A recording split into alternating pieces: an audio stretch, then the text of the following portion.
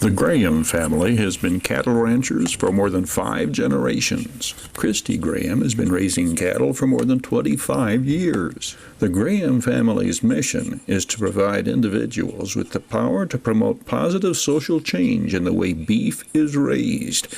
Everything that we deal or see today is important in that circle of life, whether it's a weed or whether it's a luscious plant. They all have equal value in what we do. Equally important as vegetation, the water. The headwaters to the Mojave River flow through this ranch, and the water leaves in pristine condition. For the chloroforms and everything in it, they call it pristine water. When you think of a waterway leaving a ranch, you would expect to see some discoloration. You would expect to see something here other than just absolutely crystal clear, beautiful water leaving a ranch. But if you do it right, that's what you get. And that's what I talk about, that it is so important that we do what we do for the water. This water is going to be drinking by every school kid, by everybody that is downstream from us. And this is the very beginning, because our water runs inland and runs north instead of to the ocean. So this water is going to be used from, like I said, from here to Death Valley. And what you're going to see is this water is going to come out of this canal. It'll run down here, and it's actually there's a couple little streams that it can go down, but for the most part it is what we call sub-irrigating. So it's leaching out of there, it's traveling through the root base of those plants, and we're going to regather the water down here again, and then we'll send it back out again. The Grahams keep true to the roots of the land, never using herbicides or fertilizers or machinery. Everything is done on horseback or on foot. The beef you buy from True Pasture Beef are cattle that the Graham family has raised for the cow's entire life.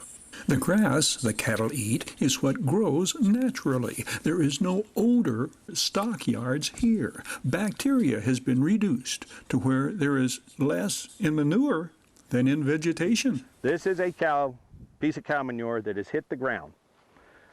You're going to look around, you're going to see a lot of this. It's right next to where, when it rains, it can run into the water, okay? Now, every bit of this plant life, as you can see underneath this tree, underneath this bush, this is all bacteria, okay? This is all mildewed, that is bacteria, and this bacteria will end up in that creek. There's bacteria in this that will end up in that creek. If you took this for pound per pound, and this for pound, in the same condition, meaning in the same degradable condition, that's a little further degraded than this is at this point. The bacteria count would be less here than it is there. Why that is because this animal, when we fed this animal, we did not bring any grains, we did not bring any supplements in. All the animal ate was what was here, okay? And this is eventually going to die and end up in a waterway. Once it eats it, it takes the energy out of it to live. So when it has this come out, this has less energy to feed bacteria than it did if the plant just died by itself. So the cow, it's easier, this is less pollutant than the bush is by itself, because the cow is taking the energy out of that.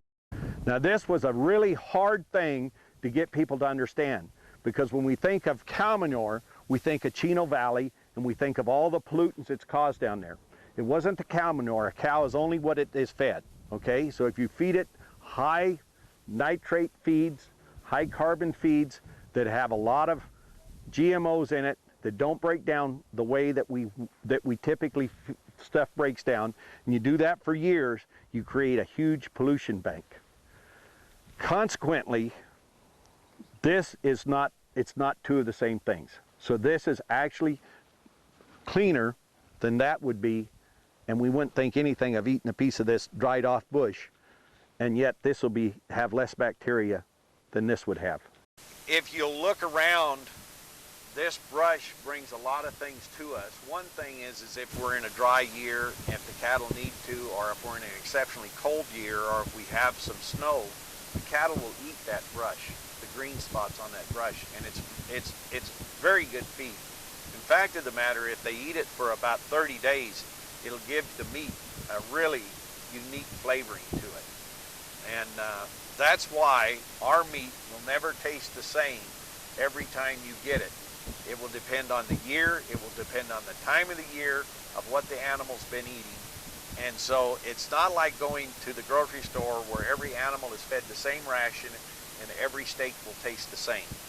That is why all of our meat will always have a slightly different flavor, taste, even to some extent a smell to it. Mother Nature is one of the coolest things in the world if you just have the patience to allow it to work. You know, the hardest thing we have is learning how to develop our patience and allowing this to happen at its right speed, at the right time, and let the circle of life do what it's supposed to do. Earl Graham had to persuade the powers that be to be patient when it came to his insistence to not use pesticides or herbicides. That is called a thistle. They're just a nasty plant. So when I first took over this ranch, it was covered in those, absolutely covered. You couldn't not ride your horse through for it getting poked by all of those thistles. And the county agency told me, they said, if you're going to be responsible for that property, we're going to mandate that you do some spraying for that thistle.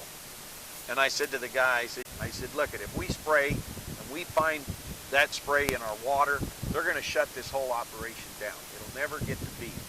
So they agreed that we could do that. Folks taking the tour learn about ranchland management as well as True Pasture Beef. Yeah, I just think it's amazing. You know, they say there's acres of diamonds in your own backyard. I had no idea that there was such a forward-thinking grass-fed cattle ranch. You know, I think it's so important to be able to have access to quality food, to care about what's going in your body, and to know that there's somebody doing it right.